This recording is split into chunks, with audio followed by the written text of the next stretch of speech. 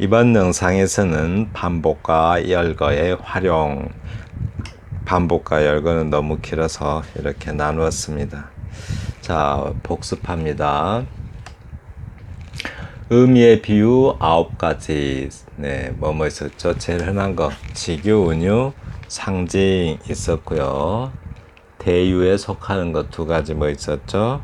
제유, 환유 있었고요. 좀 풍자적인 것 2개, 화류하고 풍유가 있었고요. 그리고 소리 끌어다 쓰는 거, 그 뭐였죠? 인유가 있었고, 또 소리로 나타내는 거, 의성어, 의태어를 포함하는 게 뭐예요? 성유가 있었습니다. 인유와 성유. 그리고 말의 비유 9가지. 도가대, 열반영, 반영모 3가지 알아두시면 좋죠. 도가대, 도치, 과장, 대조 있었고요. 또 열반영, 열거, 반복, 영탄 있었고요. 그 다음에 반영모, 반어, 역설, 모순 있었습니다. 네, 곧 끝나가니까 이거 꼭 한번 외우세요. 네. 그리고 이제 복습 좀 하겠습니다. 대조, 대조. 대조라는 게, 대조는 핵심이 뭐예요? 상반된 표현이죠. 상반된 표현을 병치해서 뭐를 해야 돼요? 거기서 차이를 발견해서 그 차이를 강조하는 수사법이, 기억나시겠습니까? 상반된 표현을, 상반된 표현에서 차이를 강조하는 것, 그것이 대조입니다. 예를 들면 짧고 길다 이거죠. 짧은 것을 이렇게 먼저 말하고 긴 것을 강조하는 거죠. 그 차이를. 예술은, 인생은 짧고 예술은 길다. 또 뭐 있어요? 이렇게 여기는 2가지나 있냐. 하나는 남는 것과 가는 것. 그러니까 이 껍데기는, 또 하나는 알맹이와 껍데기, 이렇게 상반된 표현. 상반된 표현을 병치해서 그 차이를 강조하는 거죠. 그래서 껍데기는 가라, 이 말을 강조하기 위해서 앞말을 하는 거죠. 알맹이는 남고 껍데기는 가라 하고. 또 여기도 마찬가지죠. 약한 것과 강한 것, 상반된 표현을 병치해서 차이를 강조한다고요. 그래서 여자는 약하나 어머니는 강하다, 이렇게 하는 거. 이렇게 강하다를 강조하는 거죠. 어머니가 강하다, 이거를 대조라고 합니다. 대꾸는 어떤 차이가 있어요? 대꾸는 상반된 표현이 아니에요. 대꾸는 상반된 표현이 아니라 비슷한 말투예요. 비슷한 말투. 비슷한 말투의 표현을 병치해서 표현의 효과를 높이는 거예요. 효과를 높여요. 표현의 효과. 그러니까 이 콩 심은데 콩 나고 팥 심은데 팥 난다. 다 그럴 만한 이유가 있는 거죠. 그런 걸 강조하기 위해서 이렇게 표현의 효과를 남기는 거, 효과를 높이는 거예요. 또 거룩한 분노는 종교보다 깊고 불붙는 정열은 사랑보다 강하다. 말투가 비슷비슷해요. 콩 심은데 콩 나고 느낌과 팥 심은데 팥 난다, 거의 비슷한 말이죠. 이렇게 팥하고 콩만 달라졌고, 여기서 표현의 효과를 높여요. 2번 말하는 효과가 있죠. 마치 반복하는 것 같은 효과가 있어요. 반복하는 것 같은 효과. 그래서 그게 바로 대꾸다. 그 다음 반복 한번 봐요. 반복. 반복은 동일하거나 유사한 어구를 반복하여 그 의미를 강조하고 또 리듬을 살리는 수사법이다 라고 해요. 반복. 이게 핵심이죠. 동일한 어구 또는 유사한 어구를 반복해서 그 의미를 강조하고 리듬을 살리는 수사법이다 라고 하고요. 이 열거는 핵심이 뭐예요? 열거. 동위어구, 등위어구라고 해도 되죠. 단어는 단어끼리, 구는 구끼리, 또 뭐 부사구는 부사구끼리, 또 문장은 문장끼리, 이걸 갖다 동위입니다. 동위. 같은 말이 아니에요. 같은 말이 아니고 다른 말인데, 다른 뜻의 다른 단어인데, 다른 뜻의 다른 말인데, 그 위상이 같다고요. 단어인지 문장인지 구인지 네, 그래서 동 위의 어구를 적절히 살려서 강조와 리듬을 표현한다. 또 하나요. 반복. 반복에는 구조 측면에서 반복은 뭐뭐 있어요? 수구 반복, 결구 반복, 수미 반복이 대표적이다. 수구 반복은 각 행의 첫 행에다가, 아니, 각 연의 첫 행에다가, 각 연의 첫 행에, 1년의 첫 행, 2년의 첫 행에다가, 네, 어떤 거를요? 동일한 어구나 유사한 어구를, 동일한 어구나 유사한 어구를 반복해서 하는 법을 수구 반복이라 하고요. 결구 반복은 이거의 반대 느낌이죠. 각 행의 끝행, 또 행이 된다. 각 연의 끝행에서, 각 연의 끝행에서 반복이 일어나요. 어떤 거요? 동일 어구나 또는 유사 어구가 반복적으로 나타나서 하는 반복을 결구 반복, 이게 맺을 결자잖아요. 맺을 결. 맺을 결 끝에다 한다 이 말이죠. 그리고 수미 반복, 이 뭐죠? 시 전체에서 봤을 때 첫 행에서와 그리고 시 전체의 끝 행에다가 반복을 똑같은 또는 동일하거나 비슷한 어구를 쓰는 것, 그것이 이제 수미 반복입니다. 그럼 이제 여기는 뭐예요? 구조의 측면이잖아요. 행인지 연인지 위치가 어딘지 구조의 측면인데, 여기서는 이제 언어의 측면에서 반복에는 동일 단어의 반복, 동일 어구의 반복, 이 두 가지만 알아놓으세요. 이렇게 동일 어구 반복과 유사 어구 반복이 있다. 네, 동일하거나 유사한 단어죠. 유사한 어구를 반복하는 게 있다. 이거는 단어의 문제죠. 이거 표현의 문제고, 이거는 뭐예요? 이것들은 위치의 문제죠. 위치의 문제고, 이거는 언어 의미의 문제죠. 네. 그리고 또 열거법에서는 동위어구라는 거예요. 아주 중요하죠. 동위어구. 열거법에서 가장 흔히 쓰이는 동위어구는 동의 독립어와 동의 관형어가 있다. 관형어라는 건 체언 수식하는 거죠. 명사 수식. 네. 동의 독립어는 이런 것들이에요. 이렇게 문장의 각 다른 성분과 밀접한 관계없이 독립적으로 쓰이는 말이라는 건데, 감탄사나 혹격이 붙은 명사나 제시어, 이제 시에서 독립어 하면 대부분이 제시어죠. 제시어나 또 대답하는 말, 문장 속에 부사 따위가 문장 부사, 문장 접속 부사, 이거 문장 접속 부사 따위가 바로 독립어에 해당한다. 할 때 다리 박다, 이거 이렇게 감탄사, 그죠? 주하나 산에 가자 할 때 이렇게 혹격 조사가 붙은 거. 그리고 또 청춘, 이것은 듣기만 해도 가슴이 설렌다, 제시어죠. 이렇게 예 맞습니다 대답할 때 날씨가 흐리다 그러나 비는 오지 않는다. 네, 접속 부사 이런 것들이 독립어에 해당됩니다. 네, 그렇습니다. 넘어갑니다. 반복과 열거의 활용에 대해서 하겠습니다. 네, 지난 영상에서 반복과 열거에 대해서 많이 했죠. 오늘은 그 활용, 어떻게 쓰면 잘못 쓰고 어떻게 쓰면 잘 쓰는가를 살펴보겠습니다.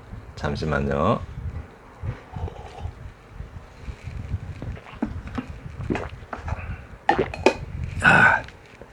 네. 자, 다음 아래 작품이 어딘가, 아래라는 말을 빼먹었네요. 아래 작품이 어딘가 산만하게 느껴지는 이유는, 아래 작품이 어딘가 산만하게 느껴지는 이유가 뭔가 라고 묻고 있어요. 네, 이거 제목도 산만하네요. 흔들리니까. 네, 근데 이거하고는 상관없죠. 흔들린다. 하늘이 흔들리고 그 아래 울퉁불퉁한 골목길이 흔들리고, 골목 어귀 허리 꺾인 은행나무가 흔들리고, 그 옆 전봇대가 흔들린다.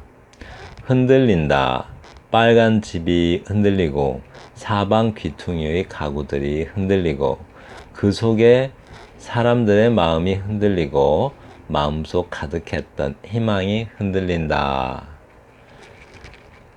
흔들리는 것들의 위로 희뿌연 안개가 머물고 그 안개 속의 모든 흔들리는 것들은 처음 의도와는 다른 관념으로 변화되어 간다. 흔들리지 않는 것들은 흔들리는 것으로, 흔들리는 것들은 흔들리지 않는 것으로 라고 했습니다. 네. 우선 여기 띄어쓰기가 아니고 다 붙여쓰기 해놨죠. 이렇게 이 흔들리는 것, 어쩌면은 뭐 여러 가지로 읽는 사람마다 일단 이렇게 반복이 그 중심축이 되어 있죠. 이렇게 네, 이렇게 흔들린다, 흔들린다. 네, 그 맨 앞에 이렇게 각 연의 첫 행에 이렇게 반복하는 게 뭐라고 그랬어요? 수구 반복이라고 했죠. 머리 숫자에 글귀 구자 써서 수구 반복이라고 하죠. 근데 이렇게 이게 이렇게 반복이 이렇게 다 반복이죠. 뭐뭐하고 쭉 반복되죠. 계속 비슷하거나 유사한 말들이 계속 반복되어 가는데 이렇게 반복이 중심축이 돼서 뭔가 조금씩 바뀌어가는 것. 네, 그거 어제 설명했나요? 그런 거를 음악에서 뭐라고 그래요? 변주된다라고 하죠. 또는 뭐 변형된다라고 해요. 네, 그렇습니다. 그래서 흔들린다. 이 두 가지로 좀 볼 수 있을 것 같아요. 왜 이렇게 붙여서 썼나? 첫째는 흔들리고 있음이 계속 이어지는 것. 흔들리는 게 뭐 흔들렸다 쉬었다 이러는 게 아니라 흔들림이라는 어떤 흔들림이라는 감각이 계속 이어지는 듯한 느낌, 그것을 시각적으로 표현하기 위해서, 이 글자의 시각적으로 표현하기 위해서 이렇게 붙여 쓴 것 같기도 하고요. 또 흔들린다는 것은 뭐예요? 혼돈이라고 할 수 있죠. 혼돈. 즉 이렇게 글씨가 탁탁 띄어서 쓰면 정돈된 느낌이잖아요. 정돈. 이렇게. 근데 이렇게 다 이어서 써버림으로써 혼돈을 표현하는 것 같기도 해요. 하늘이 흔들리고 하는데 붙여놔 버리면 하늘 이흔 들리고 이렇게도 될 수 있죠. 언어가 깨지죠. 이렇게 붙였으면 이런 식으로 띄었으면은 딱 정돈된 느낌이잖아요. 오해할 일이 거의 없는데 이렇게 다 붙였으면 느리은 들리 고그 아래울 이렇게 읽을 도저히 알 수 없는 말이 되기도 해요. 네, 혼돈을 표현할 수도 있죠. 이렇게. 네, 그렇습니다. 그런데 이제 문제는 여기 있는 느낌도 그래요. 하늘이 흔들리고 그 아래 울퉁불퉁한 골목길이 흔들리고, 여기 있는 것과 여기 있는 내용이 거의 같은 말이에요. 같은 방식의, 그러니까 띄어쓸 이유가 없어요. 그러니까 띄어쓰기라고 한다. 띄어쓰기가 아니라 연을 나눌, 이 연과 1연과 2연을 나눌 만한 이유가 없는데 나누어 놨어요. 네, 연을 나누거나 행을 나누거나 할 때는 그만한 이유가 있어야 됩니다. 근데 아무런 이유도 없이 나눠 놓기만 한 거죠. 그래서 오히려 이 1년과 2년은 좀 만약에 이렇게 나눌 필요가 없는데 이렇게 나눠 놨어요. 그러면은 그래서 딱 이어져 있어야 할 부분이 똑 떨어져 있으면 어때요? 구조가 불안해지죠. 그래서 이런 경우를 시적 구조가 불안하다라는 평을 받을 수가 있습니다. 그러니까 행을 나누든 연을 나누든 나눌 때는 그만한 이유가 있어야 됩니다. 네. 그리고 흔들리는 것들 위로 희뿌연 안개가 머물고 그 안개 속 흔들리는 것들은 처음 의도와는 다른 관념으로 변화되어 갔다. 흔들리지 않는 것은 흔들리는 것으로, 흔들리는 것들은 흔들리지 않는 것으로 라고 했는데요. 네. 여기서 이제 흔들리는 것들 위로 희뿌연 안개가 머물고 그 안개 속 모든 흔들리는 것들은, 여기까지 잘 나가다가 그죠? 여기서 탁 처음 의도와는 다른 관념으로 변화되어 갔다. 이렇게 문장을 관념화 시켜버린다고 해요. 이거를. 그러니까 이런 경우는 흔들리는 것들 위로 희뿌연 안개가 머물고, 이것만 해도 감각적이죠. 구체적이고. 그 안개 속의 모든 흔들리는 것들은, 네, 여기까지는 그나마 괜찮아요. 근데 어디서요? 바로 이 한 줄이 처음 의도와는 다른 관념으로 변화되어 간다. 그러니까 구체적이지 않은 말을 이렇게 애매모호하게 쓰면 그것을 관념화시킨다라고요. 좀 알 수 없는 말로 만들어 버리는 거죠. 그럼 연 전체가, 네, 관념화된 연이 되어 버려요. 네, 이 한 줄 때문에. 네, 그래서 그러니까 그 어떤 지나치게 이렇게 관념적으로 표현하기, 구체적으로 표현하려면 좀 길어지잖아요. 근데 관념적으로 표현하면 조금 글이 짧아지기도 하죠. 이렇게 어떤 그러니까 흔들림에 대한 깨달음이잖아요. 이게 처음 의도와는 다른 관념으로 변화되어 간다. 처음 의도는 이런 뜻이었는데 그 다음에 변화되어 간 것은 다른 뜻이 되어버린다, 이런 말인데, 근데 그런 것들을 이렇게 구체적으로 표현하다가 갑자기 그냥 한마디로 줄여버리죠. 이렇게. 네, 이렇게 그러니까 어떤 단순한 정의죠. 여기서는 뭐 흔들림에 대한 깨달음이라고 할까요? 네, 흔들림에 대한 깨달음에 이르는 그 과정이 너무 단순화되어 있다라고 할 수가 있어요. 그러면, 네, 이 좀 관념적인 지각이 되겠죠.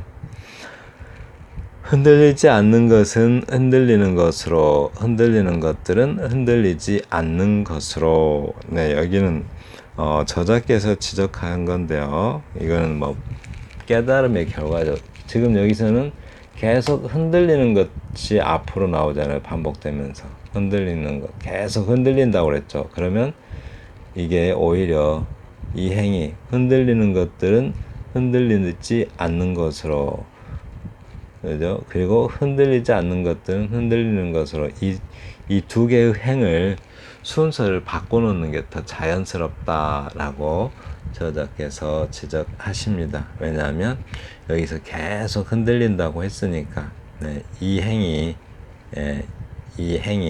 더 앞에 나온 거, 이 행과 바꿔서 쓰는 것이 더 자연스럽다라고 합니다. 네.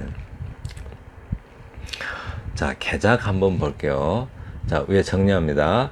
작품이 어딘가 산만하게 느껴지는 이유가 뭔가. 네, 붙여쓰기의 목적은 있으나, 네, 분명히 있죠. 붙여쓰기 한 목적은 제가 두 가지로 볼 수 있다고 예를 들었죠. 근데 연 나누기에 아무런 이유가 없고 사면의 깨달음에 이르는 과정이 지나치게 관념적으로 묘사되었다. 그러니까 그냥 딱 설명투로 말해버렸어요. 그러니까 이거죠. 유치원의 깃발 보면, 깃발이 바람에 나부끼는 것은 소리 없는 아우성과 같다. 이 한마디로 그냥 싹 표현해버리면 안 되겠죠. 그 말이 나오기 전에 그 말이 나올 수 있는 이유가 앞에서 제시돼야 되는데, 그리고 구체화돼야 되는데, 탁 관념적으로 표현해버리면, 오히려 너무 지나치게 단순하고 관념적으로 표현하면 내용이 관념화되어서 독자가 무슨 말인지 알 수 없으니 공감하기가 어렵겠죠. 네. 그리고 개작 한번 볼게요. 개작. 자, 이걸 한번 볼게요. 흔들린다, 하늘이 흔들리고, 잠깐만요. 흔들린다, 하늘이 흔들리고, 그 아래 울퉁불퉁한 골목이 흔들리고, 골목 어기 허리 꺾인 은행나무가 그 옆 전봇대가 흔들린다. 빨간 집이 흔들리고, 사방 귀퉁이의 가구들이 그 속에 사는 사람들의 마음속에 가득했던 희망이 흔들린다.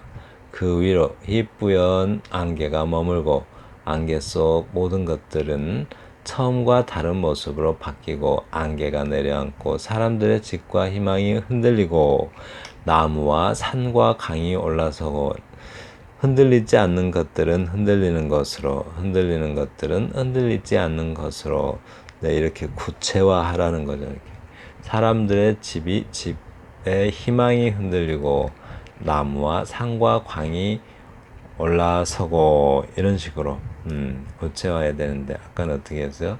너무 관념적 표현을 써버렸죠. 네, 그런 것이 이렇게 쓰는 것이 더 안정된다라고요. 이게 연 나누기를 안 했죠, 이 부분을. 네, 확실히 연을 나누어야 할 이유가 있을 때 나누는 것이 좋습니다. 네, 그렇습니다.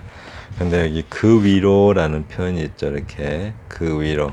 네, 이거는 시가 아니면 여기서 일부러 이렇게 여기가 세 글자로 만들고 싶으면 붙여 써도 되는데요. 원래는 띄어 쓰는 게 맞습니다. 그가 관형사고 위가 명사이니까 네, 띄어 쓰는 게 맞는데 여기서 이렇게 붙여 썼습니다. 네. 자, 아래 시에서 잘못된 열거라고 볼 수 있는 부분은 한번 찾아보세요. 천천히 할 테니까 한번 찾아봐요. 내 고향. 아래 시에서 잘못된 열거라고 볼 수 있는 부분은 했는데 내 고향. 장수산에 여름이 쳐온다. 독수리 둥우리 휘파람 소리 그 숲속에서 생활한 꽃친구 글라디올러스 철쭉과 백합 장수산 발 성북동 골짜기 곧바르게 쭉 줄 그어 보자. 여긴 내가 머무르며 살 곳 고향에 가는 길 고향에 가는 길 상당히 좋은 느낌인데 네. 열거가 잘못된 열거라고 볼 수 있는 거 찾아버려요. 이렇게 네. 내 고향 장수산에 여름이 쳐온다. 그죠? 또 독수리 둥우리 휘파람 소리 네. 휘파람 소리 또 글라디올러스 철쭉과 백합. 근데 왜 뭐가 이렇게 잘못되었을까요? 이런 것들은 이제 독립된 어구죠. 독립어들이죠. 독립어. 이게 독수리 둥우리 휘파람 소리 장수산에 여름이 찾아오는데 지금 이런 느낌이 있는 거예요. 그리고 또 숲속에서 생활하는 꽃친구 글라디올러스 철쭉과 백합이라고 합니다. 그리고 또 장수산발 성북동 골짜기 곧바르게 쭉 줄그어 보자. 여긴 내가 머무르며 살 곳 고향에 가는 길 고향 가는 길. 네. 이것도 반복이 주축을 이루고 있죠. 근데 또 반복이란다. 열거 여기는 반복이죠. 여기. 네, 이거 하나만 보고 제가 말해버렸어요. 여기는 유사어구 반복이죠. 동일어가 아니죠. 이거는 똑같지가 않잖아요. 이렇게 똑같은 게 아니라 여기 애가 들어감으로써 동일어 반복이 아니라 유사어구 반복 이렇게 하고 이거 위에는 뭐예요? 반복이 아니라 이거는 같은 말이 아니잖아요. 유사한 어구나 동일어구가 아니잖아요. 네, 이런 것들 뭐라고요? 다른 말들을 쭉 이렇게 나열해나 이런 것들 뭐 나열이잖아요. 열거라고 합니다. 열거. 열건데 열거는 어떤 거예요? 동의어라고 그랬죠. 동의어. 그런데 이렇게 제시할 경우는 동의 독립어라고 합니다. 다시 한번요. 명사구는 명사구끼리, 명사구는 명사구끼리, 또 문장은 문장끼리 이렇게 되는 거를 동의어라고 하는데, 동의어구라고 하는데, 동의어구, 동의어 또는 동의어구, 등위어 하는 게 발음이 더 좋은가요? 발음하기가 동위어입니다. 같은 같은 뜻의 단어가 아니고 다른 말들이 쭉 나열돼요. 네, 그런 게 동위어, 여기서 위상이 같다라는 뜻이에요. 명사구는 명사구끼리고 부사구는 부사구끼리고, 여기는 지금 다 제시어니까 명사구들이 이렇게 계속 제시되고 있어요. 그런데 지금 자기 고향, 그죠? 고향 이야기를 하고 있잖아요. 이렇게 고향, 뭐 고향에 가는 길 하는데, 한국의 고향에 이런 글라디올러스라든가 백합이라는 외래 어종이 별로 어울리지가 않죠. 고향 생각하는데 저기 저 뭐야 유럽 이렇게 유럽어 뭐 이런 저 백합이나 이런 거는 외래 저기 저 이렇게 외국에서 온 거잖아요. 외래종. 외래종이라고 합니다. 식물 외래종이 고향 가는 길과는 잘 어울리지 않는다라는 면에서 네, 별로 어울리지 않는 열거다라고 할 수가 있습니다. 네, 잘못된 열거. 이렇게 잘못된 열거는 고향 생각에 어울리지 않는 어구가 이렇게 열거되어 있어요. 네, 그러면 좀 이상하죠. 고향에 대한 진한 느낌이 안 들죠. 네. 아래 시에서 잘못된 열거라고 볼 수 있는 것. 동의, 독립어, 동의어구. 동의, 독립어와 동의, 관형어가 있다고 했죠. 동의, 독립어하고. 동의, 독립어를 열거할 때는 시적 내용에 잘 스며드는 어구. 그죠? 시적 내용과 어울리는 어구를 써야 되는데, 그죠? 외래 식물종이 한국인의 고향 사랑이라는 시적 내용에는 스며들기가 어려운, 스며들기에는 생경한 느낌이 된다. 생경하다는 건 네, 처음 본 것 같고 딱딱한 느낌, 이제 어색하고 딱딱한 느낌을 생경하다라고 합니다. 시 하나 더 보겠습니다. 아래 시가 반복과 열거로 의미와 리듬을 강조하지만 산만하고 느슨한 느낌이 드는 이유는 산만하고 느슨한 이유래요. 반복과 열거로 의미와 리듬을 강조하지만 이제 한번 볼까요? 내일은 회색빛 조명으로 하루가 시작했다. 회색빛 우비를 입고 회색빛 우산을 들고 회색빛 콘크리트의 상자에서 나와 회색빛 아스팔트 위를 회색빛 물방울 여운 남기며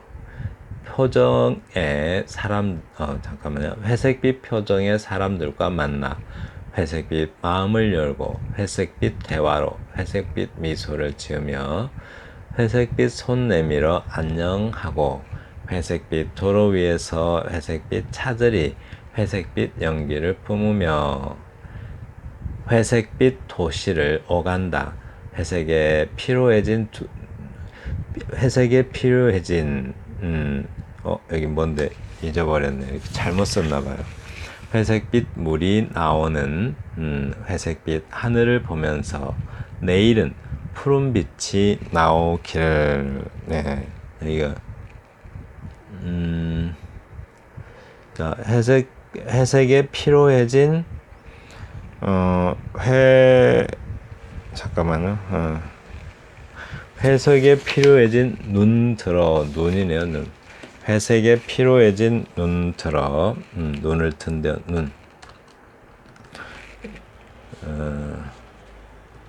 회색에 피로해진 눈들어 회색빛 물이 나오는 회색빛 하늘을 보면서 내일은 푸른 빛이 나오기를. 네, 빨간 거.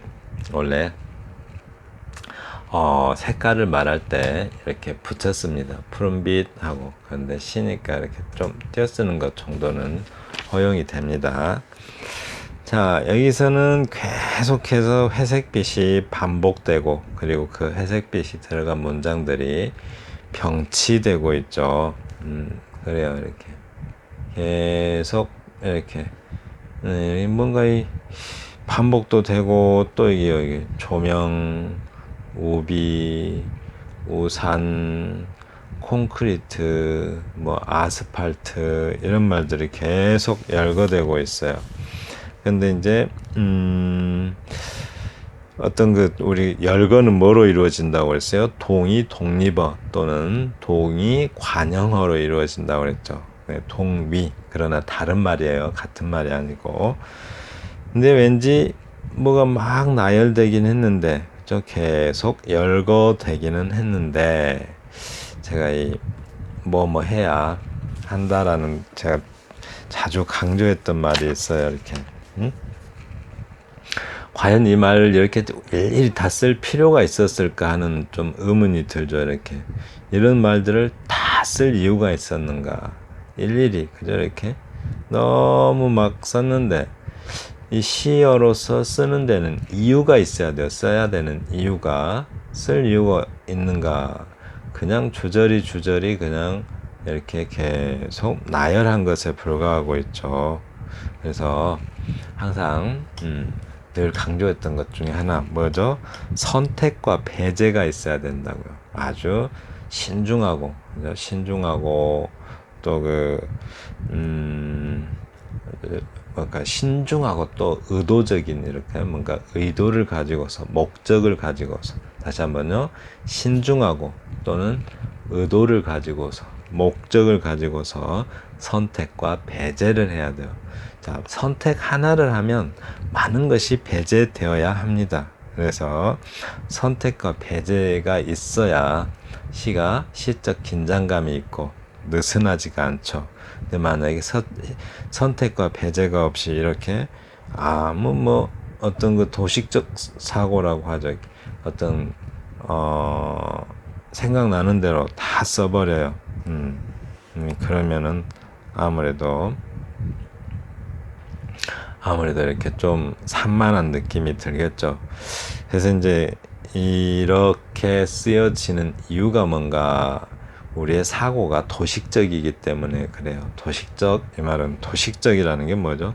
그림 도자에 법식자 써서 어떤 그 공식이 그려져 있듯이, 그러니까 어떤 창조적 태도가 없이, 새로운 나만의 창조적 태도가 없이 어떤 형식에, 그러니까 우리가 습관적 인식이라고 하죠. 습관적 인식, 기계적 지각에 의해서 습관적 인식을 하는 것, 그런 태도를 도식적이라고 해요. 그러니까 창조적 태도 없이 어떤 형식이나 틀에 매여서 그렇게 인식하는 것, 그런 것을 도식적이라고 합니다. 네. 이렇게 필요 없는 말들이 너무 많아요. 자, 제일 중요한 게 뭐예요? 여기서 봐요. 반복과 열거로 의미와 리듬을 강조하지만 산만하고 느슨한 이유가 뭔가? 수사법에 동원되고 있는 언어는 엄격하고 의도적인, 이 말 중요하네요. 엄격하고 의도적인 선택과 배제에 의해서 이루어져야 된다. 그러니까 수사를 할 때는 꼭 뭐 여기 반복과 열거가 아니라도 엄격하고 의도적인 선택과 배제는 시에서 대단히 중요합니다.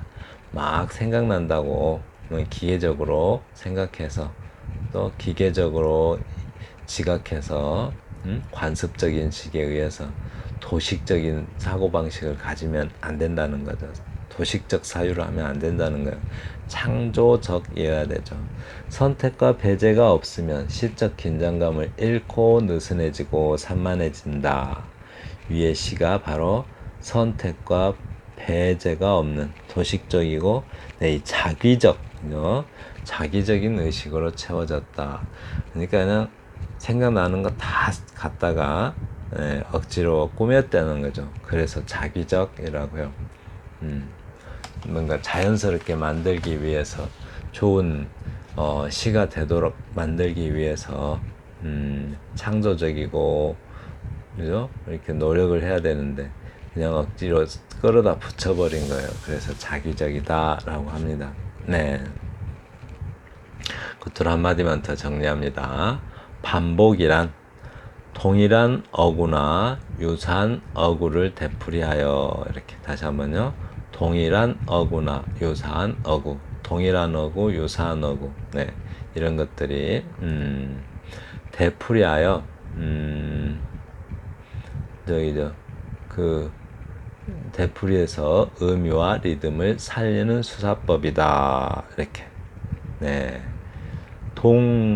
동위어구는 뭐예요? 동위어구. 그건 열거해서 쓰는 말이죠. 네. 지금까지 반복과 열거의 활용에 대해서 다뤄봤습니다. 다음 영상에서는 대단히 중요하죠. 시에서 너무너무 많이 쓰이고 너무너무 많이 써야만 하는 반어와 역설에 대해서 다루겠습니다. 감사합니다.